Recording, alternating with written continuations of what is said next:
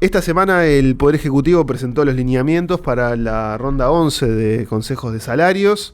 Esta nueva etapa de negociación va a abarcar a unos 745.000 trabajadores del sector privado y trae, según anunció el gobierno, un esquema de ajustes diferenciados según franjas salariales, priorizando, según se anunció, los salarios más sumergidos. Para conocer qué implicancia tiene estos lineamientos en el sector financiero privado es que recibimos a José Iglesias, presidente del Consejo. Pepe, ¿cómo andás? Muy buenas tardes. Muy bien, muy buenas tardes, ¿cómo están? Muy bien, gracias por venir por acá, por Radio Camacuá. Y lo primero que te quería preguntar a nivel general es, ¿cuál es la primera evaluación, cuál es el primer comentario que se puede hacer sobre estos lineamientos que presentó el Poder Ejecutivo ayer? Sí, fue en el día de ayer y bueno, tenemos algunas cuestiones preliminares, digamos, a partir del anuncio del gobierno que nos gustaría compartir. Para empezar, digo, una cuestión más doméstica en relación a nuestros afiliados del sector privado. Nosotros tenemos vencimientos en los siguientes subgrupos: en bancos, en procesadoras de tarjetas, en tarjetas de crédito, en cambios, en empresas de servicios financieros, en fideicomisos, en compañías de seguro y en un grupo que está dentro del grupo 14, que es el llamado residual, que en realidad lo que hace es acumular aquellas empresas que no están calificadas o clasificadas en ninguno de los capítulos que hay dentro del propio grupo. Comentar que, como venías diciendo tú, en esta ronda el Poder Ejecutivo plantea tres niveles, que son en realidad niveles salariales, y a través de esos niveles salariales o en relación a esos niveles salariales establece aumentos de carácter nominal. El primer nivel salarial iría hasta los 38.950 pesos, es un salario mínimo nacional 1,65 salario mínimo nacional.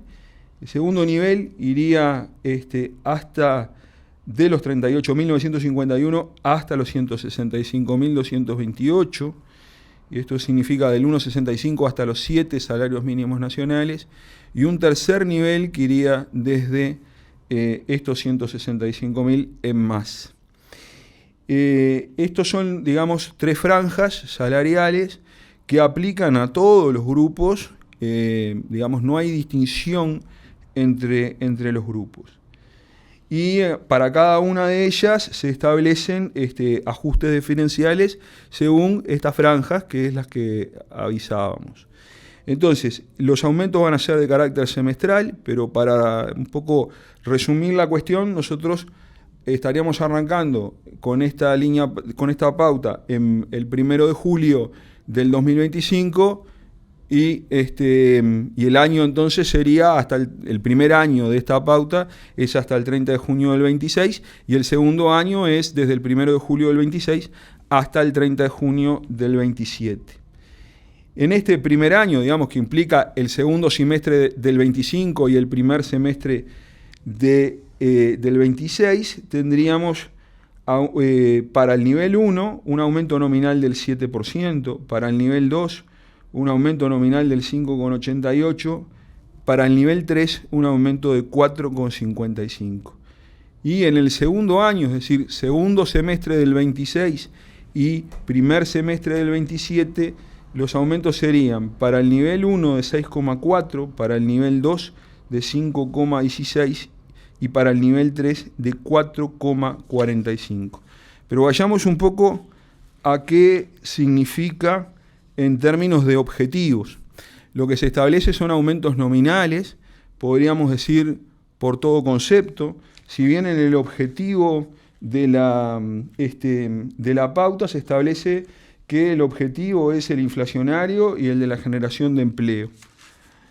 Por tanto, el crecimiento es un objetivo que subyace y que se puede dar o no el crecimiento salarial de acuerdo a los niveles de inflación que tengamos. Si nos dan un aumento nominal y resulta que la inflación lo supera, nos tenemos que preguntar qué sucede.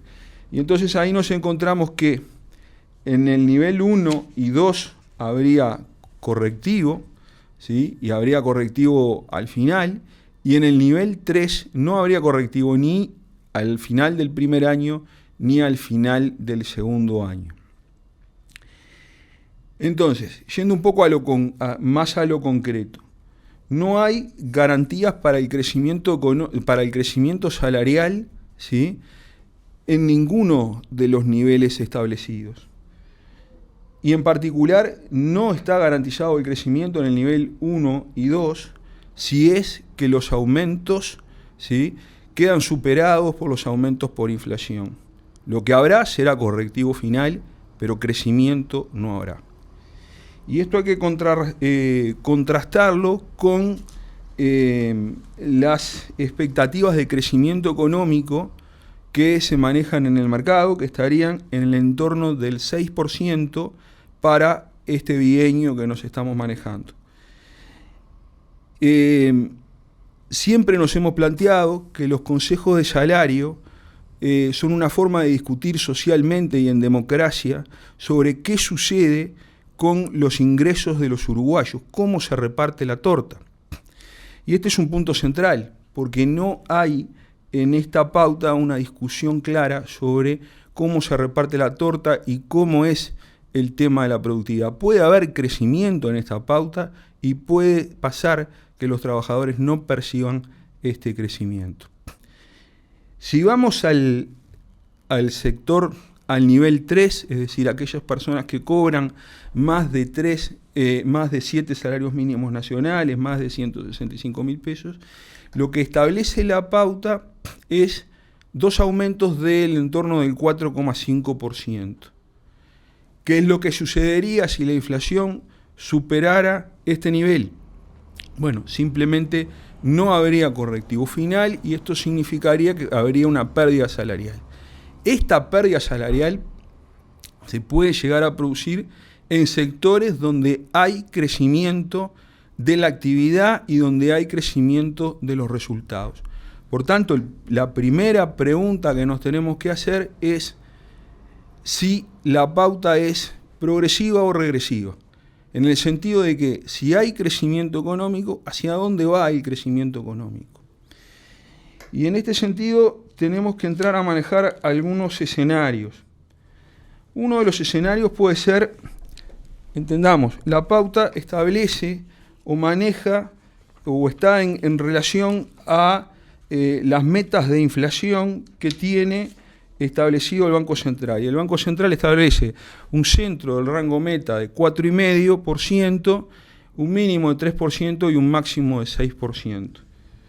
Vayamos un poco a cómo ha sido históricamente esto. Y podemos decir de que desde junio del año 24, ¿sí?, hasta este junio del año 25, la realidad es que se ha logrado que la inflación esté dentro del rango meta, pero siempre ha estado superando, ¿sí?, superando el centro del rango meta, que en este caso es el 4,5%.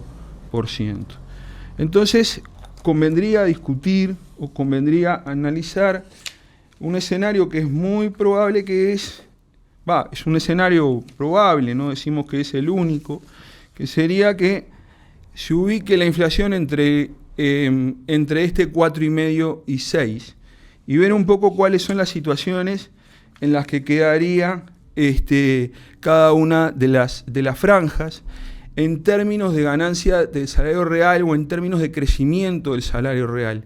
Tengamos en cuenta que venimos de 2 rondas salariales, ¿sí?, donde se ha dicho que se ha recuperado, y es cierto que algo se ha recuperado de aquella muy mala ronda del año 2020, donde se perdió salario real y donde en pocos sectores logramos sostener el salario real. Pero entonces, si se cumple el 4,5, que sería el centro del rango meta, ¿sí?, nosotros tenemos que habría una variación real para el nivel 1, es decir, para aquellos trabajadores que cobran menos de 38.951 pesos, de 4,27%. Pero si se cumple la meta inflacionaria del Banco Central, o sea, si la inflación sigue estando dentro de las bandas, ¿sí?, y se ubica en el nivel más alto, en un 6%, estos trabajadores, que son los que se ha hablado tanto de que son aquellos que la pauta quiere o el gobierno quiere priorizar en cuanto a la recuperación salarial, estarán recibiendo un aumento salarial de apenas el 1,34%. En el nivel 2, si se cumple la meta inflacionaria, ¿sí?, tenemos una variación real en todo el periodo de un 1,96%. Quiere decir que los trabajadores estarán cobrando, en caso de que salga todo bien, o percibiendo un aumento de salario real del 2%. Y volvemos a la hipótesis inicial. Si es que la inflación se ubica en el entorno del 6%, ¿sí?, es decir, en el techo de la banda que establece el Banco Central, entonces, ¿sí?, lo que vamos a tener es simplemente que los trabajadores del nivel 2 no estarán perdiendo salario real, porque operará el correctivo que sí tienen en este nivel. Pero, vamos a decirlo de esta manera, van a empatar, pero no va a haber crecimiento. Estamos hablando de algo que la misma pauta establece. Estamos hablando de los salarios que están entre 38.951 pesos y 165.228. La pauta dice que ahí está el 64% de los trabajadores del Uruguay, y esos trabajadores posiblemente, ¿sí?, si la hipótesis que manejamos es que la inflación se ubica en el entorno del 6%, no tendrán crecimiento de salario real. ¿Qué sucede con aquellos trabajadores que están por encima de los 7 salarios mínimos? Van a estar perdiendo en todos los escenarios en que la inflación supere el 4,5%, ¿sí?, porque en todos los casos será superada la inflación, superará los aumentos nominales que se les dieron, ¿sí?, y no hay absolutamente ningún tipo de elemento que lo pueda contrarrestar, como podría ser un correctivo final. ¿Esto fue lo que marcó el gobierno? O sea, en la tercera franja no hay correctivo. En la tercera franja no hay correctivo, y para tener una idea, si nosotros utilizamos la misma hipótesis, la hipótesis de que la inflación esté dentro de la banda que establece el Banco Central, pero por encima del centro, es decir, por encima del 4,5%, en el 6%, nos encontramos con que tendrán una pérdida de alrededor del 2,8%. Y por supuesto, si la inflación supera este nivel, obviamente las pérdidas van a ser mayores y no hay instancia planteada para su recuperación. Por tanto, tenemos que plantearnos de que implícitamente se está diciendo que pierdan salario. Decíamos al arranque que hay un tema ahí con el tema del crecimiento y la productividad, porque crecimiento se establece que va a haber, o por lo menos se proyecta crecimiento para los próximos 2 años, y en el marco, en un nivel de un 6%, ¿sí?, en el bienio, es decir, el acumulado sería alrededor del 6%, y los niveles, ese 6% proyectado, si uno lo compara con los crecimientos que tendrían los salarios reales, si es que se da el 4,5% de inflación Es decir, si están en el 4,5, son 4,27 en el nivel 1, menos que el 6% proyectado, 1,96 en el nivel 2, y por supuesto en el nivel 3 no habría crecimiento. Si se da el 4,5, no habría crecimiento de salario real, no habría pérdida, pero la realidad es que el crecimiento de la economía va a estar en el 6. Y acá es esta la cuestión, ¿no? Los consejos de salario tienen como objetivo, o así los entendemos nosotros, el distribuir la riqueza de la mejor forma, distribuir el crecimiento del producto de la mejor forma. Y eso no lo estamos viendo presente en estas pautas. Por tanto, creemos que está bueno resumir, ¿sí?, que la pauta resulta regresiva en términos de distribución del ingreso entre quienes recibimos salarios y jubilaciones y quienes perciben rentas o beneficios del capital, entre los empresarios y los trabajadores. Esto a la vez tiene efectos sobre la demanda, sobre el crecimiento económico. Los salarios son una forma de dinamizar el crecimiento, ¿sí?, y potenciar sectores de la demanda que pueden estar en este momento complicados. La realidad, ¿sí?, es que obviamente una pauta que implica no da mucho en relación a esto, ¿sí?, va a significar una demanda planchada. Con lo cual, digo, los efectos no serán solamente sobre los trabajadores y trabajadoras, serán sobre los jubilados, también serán sobre aquellos sectores del comercio y que atienden directamente o que necesitan directamente de la demanda de de los trabajadores como consumidores, vamos a decir. Nosotros entendemos que, hace una semana hubo una reunión en el PIT-CNT. Esa reunión tenía la intención de un poco ir aclarando por dónde irían los principales conceptos de la nueva pauta salarial, si bien no había salido.